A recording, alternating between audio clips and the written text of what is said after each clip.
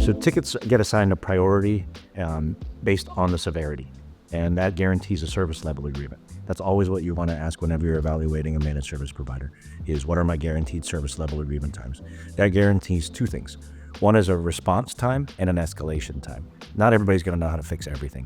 What you want to know is that they're going to get it in the hands of the person who does. And they're not going to waste too much time trying to figure something out versus getting it into the hands of the person who should be figuring it out.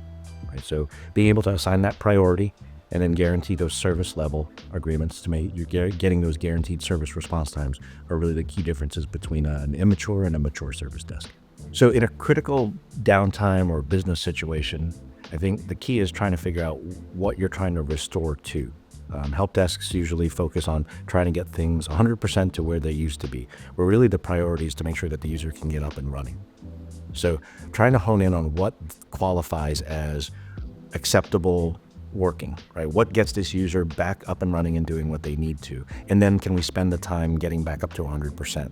So often what the mistake that gets made is we're going to hone in just on trying to get you back to exactly where you were, where really the priority is getting you up and working so that you can be productive until we can fix everything else. So I think honing in on what the actual thing is that gets you up and running and working so that we can spend the right amount of time getting everything else back up to 100%.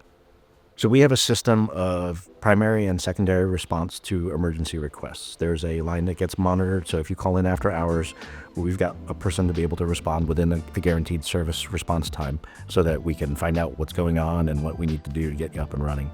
And then as a level of redundancy, we have a backup individual to make sure if that first person isn't available to respond, we have a second person in place too.